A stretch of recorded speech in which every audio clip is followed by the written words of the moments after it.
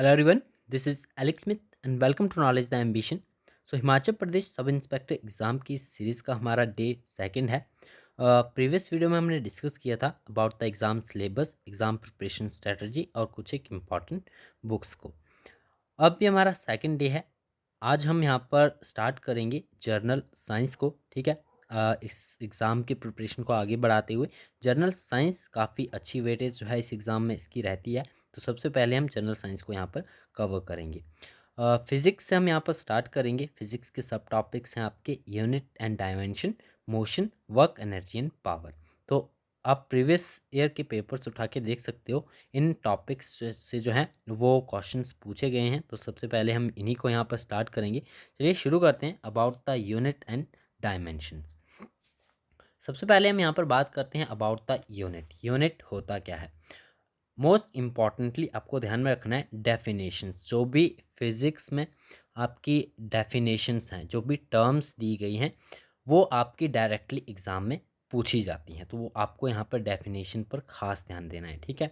अब यूनिट होता क्या है? तो यूनिट क्या है? एक चूजन स्टैंडर्ड है which is used for measuring a physical quantity, that is called a unit. अब यहाँ पर फिजिकल क्वांटिटी से आप क्या समझते हो? तो क्वांटिटी क्या होता है? क्वांटिटी क्या है? Anything which is expressed in number.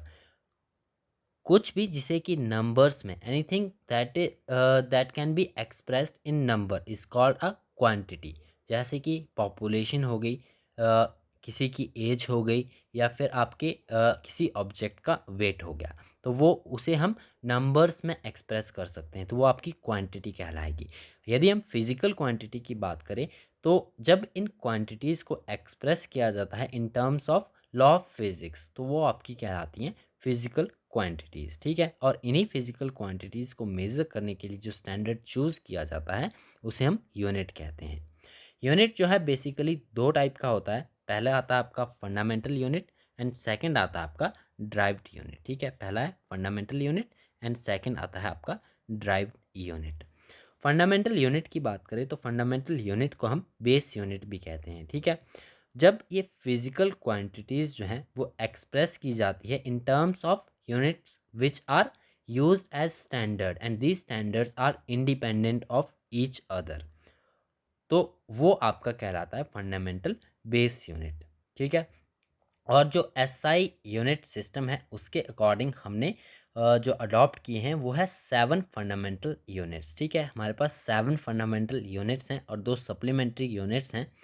इनके अलावा, ठीक है, जो सभी यूनिट्स हैं जो कि डिफाइन और एक्सप्रेस किए जाते हैं in terms of these 7 fundamental units, they are called the derived unit. ये 7 फंडामेंटल यूनिट्स कौन कौन से हैं? तो ये आप यहाँ पर देख सकते हो। ये आपके metre, kilogram, second, ampere, kelvin, candela and more. और 2 सप्लीमेंट्री यूनिट्स आपके अदर और आते हैं विच इज़ रेडियन और स्टेरेडियन, ठीक है।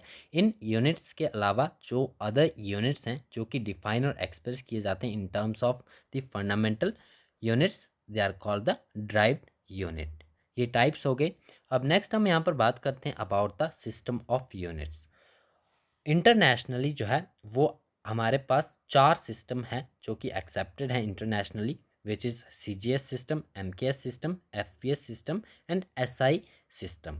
तो ये काफ़ी इजी है, आपको ध्यान में रखना है। सीजीएस सिस्टम है, CGS means the centimetre gram second system, ठीक है।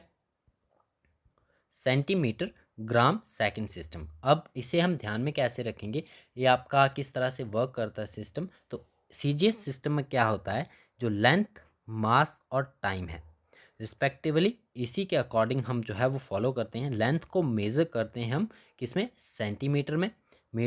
मास को आप यहाँ पर मेज़र करते हो ग्राम में और टाइम को मेज़र करते हो सेकंड में। तो ये आपका सेंटीमीटर ग्राम सेकंड सिस्टम बन जाता है। देन बात करें एमकेएस सिस्टम की, तो ये आपका कहलाता है metre kilogram second system. Metre kilogram second system, जिसमें हम लेंथ को मेज़र करते हैं मीटर में, मास को किलोग्राम में एंड टाइम को सेकंड में। एफपीएस सिस्टम है तो ये आपका कहलाता है फुट पाउंड सेकंड सिस्टम। इसमें लेंथ को फुट में, मास को पाउंड में एंड टाइम को सेकंड में मेज़र किया जाता है, ठीक है। एंड देन बात करते हैं हम हमारे SI सिस्टम की, which is international system of units. यहाँ पर आपको एक डेट ध्यान में रखनी है 1960 की, ठीक है। एक इंटरनेशनल कॉन्फ्रेंस हुई थी of the weights and measures, जो कि जेनेवा में हुई थी 1960 में।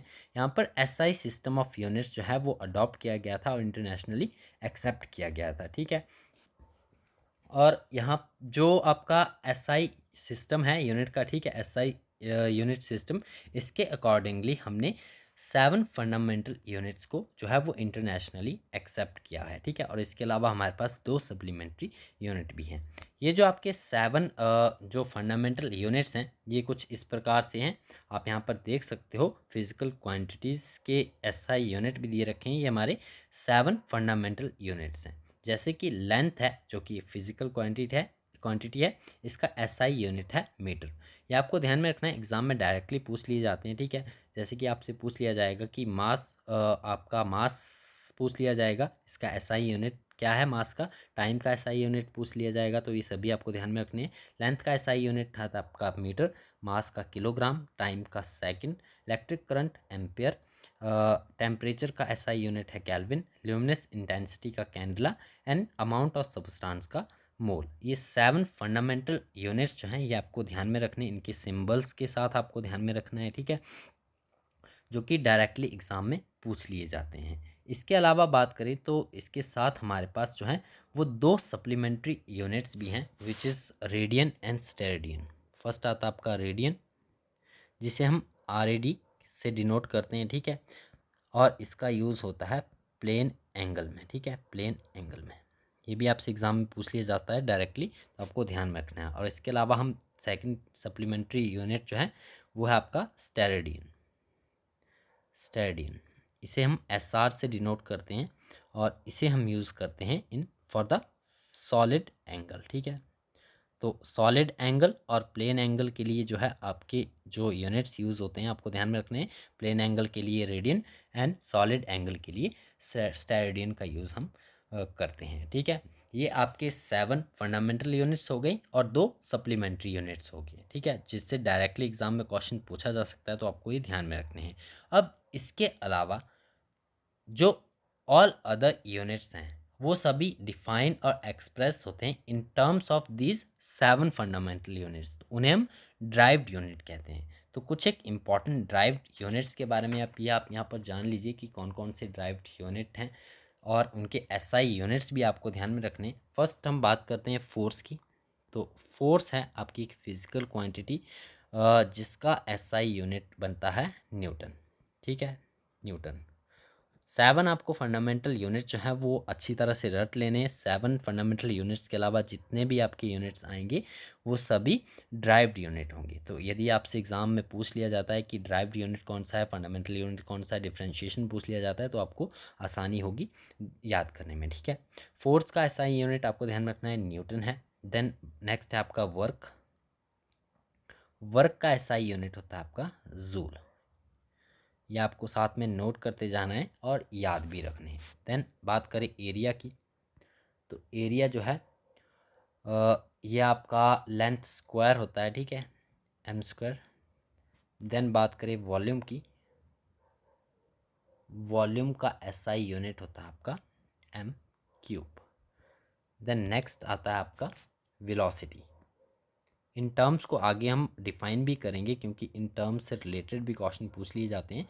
तो वेलोसिटी का जो आपका बनता है ms/1। देन इसके अलावा आपके पास आता है, फोर्स को हमने डिस्कस कर लिया। प्रेशर, प्रेशर आता है आपका, pressure is a physical quantity और इसका SI यूनिट बनता है पास्कल। तो ये सभी आपको ध्यान में रखने हैं। एंड देन आपका कुछ एक इम्पॉर्टेंट टर्म्स हैं, जैसे कि बात करें एस्ट्रोनॉमिकल यूनिट की, लाइट ईयर की या फिर परसेक की, तो ये टर्म्स भी आपको ध्यान में रखनी है। एस्ट्रोनॉमिकल यूनिट, एस्ट्रोनॉमिकल यूनिट जो है ये आपका यूनिट है डिस्टेंस का, ठीक है, it's a unit of distance. ये आपको ध्यान में रखना है first thing, which means the distance between the sun and earth, ठीक है। जो सन और अर्थ के बीच में जो डिस्टेंस है उसे हम एस्ट्रोनॉमिकल यूनिट कहते हैं। और एक एस्ट्रोनॉमिकल यूनिट जो है वो बराबर होता है किसके, 1.495 इंटू 10⁻11 मीटर्स। ये टर्म्स आपको ध्यान में रखनी है। 1 astronomical unit is equal to 1.495 into 10⁻11 metre. Next हम बात करते हैं लाइट ईयर की। तो लाइट ईयर क्या है? It is also a unit of distance. ये डिस्टेंस का ही एक यूनिट है। और and it is a distance travel by light in vacuum in 1 year. ये डेफिनेशन आपको ध्यान में रखनी है। It is a distance travel by light in vacuum in 1 year. और एक लाइट ईयर जो है वो इक्वल होता है किसके, 9.46 इंटू 10⁻15 मीटर। देन हम बात करते हैं about the largest unit of distance. ये भी एग्ज़ाम में डायरेक्टली पूछ लिया जा सकता है कि कौन सा जो है वो लार्जेस्ट यूनिट है डिस्टेंस का। तो आपको ध्यान में रखना है, ये है आपका parsec, which is parallax second. ठीक है, parsec it is the largest unit of distance. और जो 1 पर सेक होता है वो इक्वल होता है 3.08 इंटू 10⁻16 मीटर। ये टर्म्स आपको डेफिनेटली ध्यान में रखनी है। ठीक है, पर सेक जो है वो लार्जेस्ट यूनिट होता है डिस्टेंस का among all the astronomical units of distance. And 1 parsec is equal to 3.08 into 10⁻16 metre. ठीक है, ये आपको ध्यान में रखना है। नाउ अब हम यहाँ पर बात करते हैं about our next topic which is motion. तो यूनिट डायमेंशंस को आपको इतना अच्छे से पढ़ने की आवश्यकता नहीं है। नॉर्मली आप ऐसे ही ध्यान में रख सकते हो क्योंकि डायमेंशन से कुछ खास क्वेश्चंस पूछे नहीं गए हैं। तो उम्मीद यही है कि जो यूनिट से जितने भी क्वेश्चंस पूछे जाएंगे वो इसी से रिलेटेड पूछे जाएंगे। ठीक है, नेक्स्ट हमारा टॉपिक है मोशन। मोशन के बारे में यहाँ पर हम डिस्कस कर लेते हैं। What is motion? अब मोशन में आपको ऐसा कोई जो है वो फार्मूला बेस्ड क्वेश्चन सॉल्व करने को नहीं दिया जाएगा। इसमें आपको मोस्ट इम्पॉर्टेंट जो थिंग है जो कि आपको ध्यान में रखनी है वो है टर्म्स। ठीक है, जो भी टर्म्स हैं जैसे कि आपका हो गया इनर्शिया विच इज़ इम्पल्स। ठीक है, इनर्शिया इम्पल्स हो गया, फिर न्यूटन्स के लॉ ऑफ मोशंस हो गए। ये सभी आपको ध्यान में रखने, डायरेक्टली एग्जाम में पूछ लिए जाते हैं। ठीक है, तो इसी से रिलेटेड कुछ एक इम्पॉर्टेंट टर्म्स को हम यहाँ पर डिस्कस कर लेते हैं। फर्स्ट यहाँ पर बात करें तो क्वांटिटीज़ से रिलेटेड टर्म्स हैं, आपको ध्यान में रखना है। क्वांटिटीज़ को हम जो है वो दो टाइप में यहाँ पर डिफाइन करते हैं, विच इज़ स्केलर क्वांटिटीज़ और द वेक्टर क्वांटिटीज़। स्केलर और वेक्टर क्वांटिटीज़ में आपको डिफरेंस यहाँ पर पता होना चाहिए। स्केलर क्वांटिटीज़ की सबसे पहले बात कर लेते हैं। First one the scalar quantity. तो स्केलर क्वांटिटीज़ जो हैं क्या होती हैं? फिजिकल क्वांटिटीज़ होती हैं which have magnitude only and no direction are called the scalar quantities. तो स्केलर का आपको ध्यान में रखना है, वो फिजिकल क्वांटिटीज़ जिनका जो है वो केवल मैग्नीट्यूड होता है। ठीक है, और डायरेक्शन नहीं होती है। मैग्नीट्यूड होता है और डायरेक्शन नहीं होती हैं, तो वो फिजिकल क्वांटिटीज़ जो हैं वो कहलाती हैं स्केलर क्वांटिटीज़। इसके एग्जांपल्स की बात करें तो मास हो गया, स्पीड हो गया, volume, work, time, power, energy. ठीक है, ये कुछ एक एग्जांपल्स हैं। इन सभी फिजिकल क्वांटिटीज़ के पास जो है वो मैग्नीट्यूड तो है लेकिन डायरेक्शन नहीं इसमें डिफाइन होती है, तो ये सभी आपकी स्केलर क्वांटिटीज़ कहलाती हैं। ठीक है, देन हम बात करें वेक्टर क्वांटिटीज़ की। तो वेक्टर क्वांटिटीज़ वो फिजिकल क्वांटिटीज़ जिनके पास मैग्नीट्यूड भी होता है और डायरेक्शन भी होती है, both the direction and magnitude, और ये ओबे भी करती हैं क्या, ट्रायंगल लॉ को। ठीक है, मैग्नीट्यूड होता है, डायरेक्शन भी होती है और ये ट्रायंगल लॉ को भी ओबे करती हैं। ठीक है, ये फिजिकल क्वांटिटीज़ जो है वो वेक्टर क्वांटिटीज़ कहलाती हैं। इसके एग्जांपल्स की बात करें तो जैसा कि आपका डिस्प्लेसमेंट हो गया, velocity, acceleration, force, momentum, torque, ये सभी जो फिजिकल क्वांटिटीज़ हैं ये वेक्टर क्वांटिटीज़ कहलाती है क्योंकि इनके पास ये जो है आपका मैग्नीट्यूड भी है, डायरेक्शन भी है और ये ट्रायंगल लॉ को भी फॉलो करती हैं। ठीक है, नेक्स्ट आपकी टर्म है डिस्टेंस। तो डिस्टेंस की डेफिनेशन आपको ध्यान में रखनी है। डिस्टेंस क्या है? Distance is the length of actual path covered by a moving object in a given time interval. ठीक है, क्या है distance? Length of actual path, जो एक्चुअल पाथ है कवर किया गया bye the moving object in a given time interval. तो उसकी जो लेंथ है वो डिस्टेंस कहलाती है, ठीक है। डिस्टेंस के अलावा अगर बात करें डिस्प्लेसमेंट की, तो डिस्प्लेसमेंट क्या होता है? डिस्प्लेसमेंट है शॉर्टेस्ट डिस्टेंस, ठीक है, covered by a body in a definite direction is called displacement. किसी भी डेफिनेट डायरेक्शन में जो आपका शॉर्टेस्ट डिस्टेंस कवर किया जाता है किसी भी बॉडी के द्वारा, तो वो आपका डिस्प्लेसमेंट कहलाता है, ठीक है। नेक्स्ट बात करें अबाउट द स्पीड। स्पीड क्या है? Speed is equal to distance upon time. Distance travel by the moving object in unit time interval is called speed. ये आपको फॉर्मूला ध्यान में रखना है और डेफिनेशन भी। स्पीड क्या है? Speed is a distance travel by the moving object in unit time interval, that is called speed, and speed is equal to distance upon time. और स्पीड क्या है आपको ध्यान में रखना है, ये एक स्केलर क्वांटिटी है, ठीक है। स्पीड क्या है? एक स्केलर क्वांटिटी है, स्केलर क्वांटिटी है।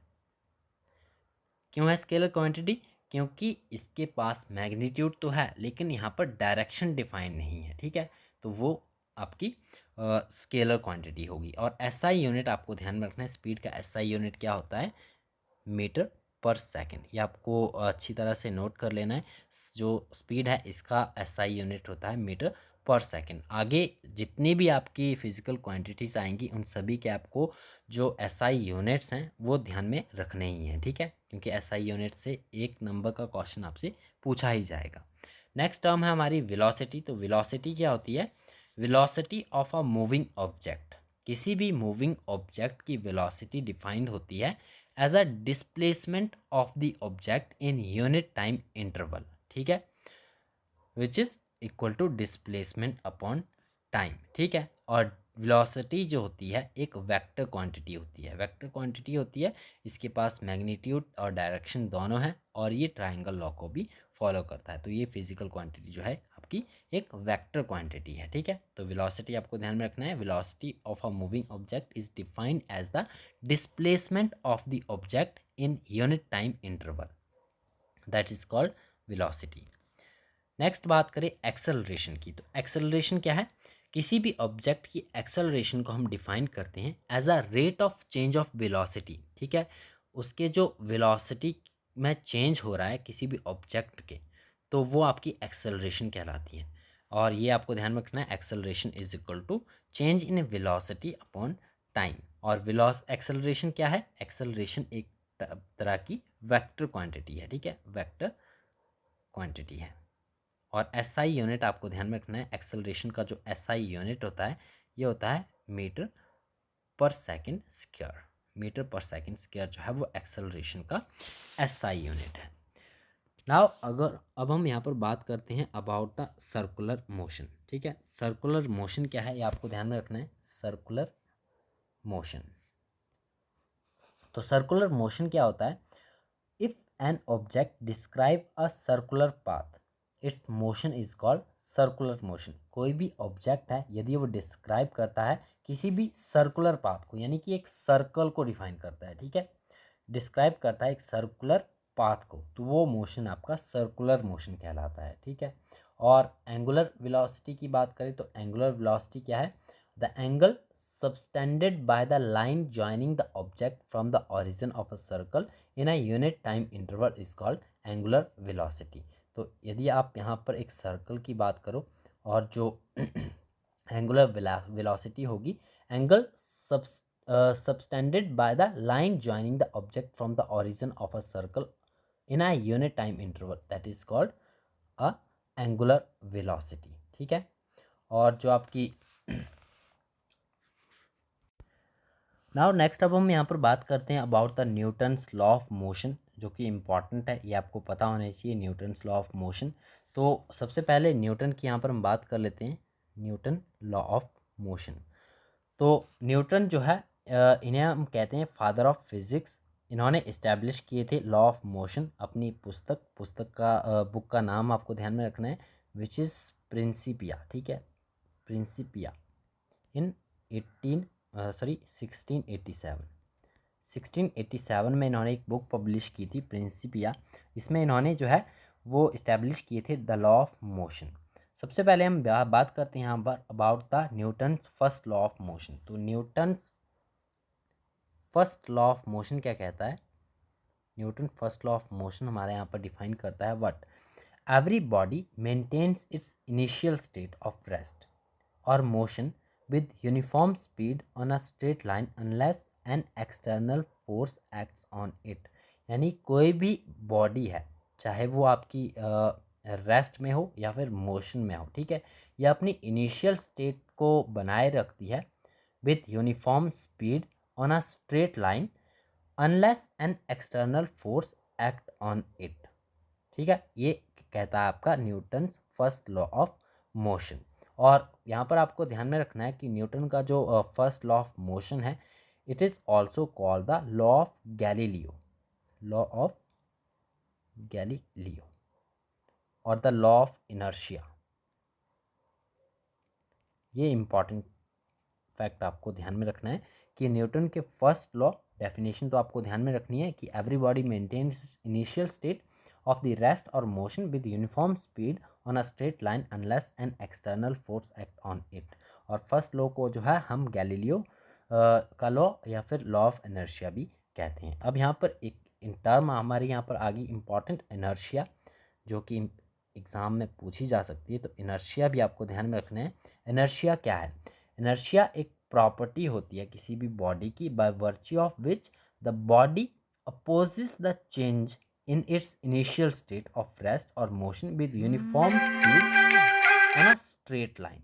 ठीक है, वो आपका inertia कहलाता है। ठीक है, किसी भी बॉडी की एक ऐसी प्रॉपर्टी जिसके द्वारा वो बॉडी जो है अपने अंदर चेंज को अपोज करे। ठीक है, जो भी इसकी इनिशियल स्टेट है, चाहे वो रेस्ट में हो चाहे मोशन में हो, with the uniform speed on a straight line, तो उस चेंज को जो है वो अपोज करती है जब वो बॉडी, तो वो आपकी प्रॉपर्टी जो है वो इनर्शिया कहलाती है। ठीक है, इनर्शिया जो है वो दो टाइप का होता है। फर्स्ट इनर्शिया ऑफ रेस्ट, ये ध्यान में रखना आपको, inertia of rest, and second है आपका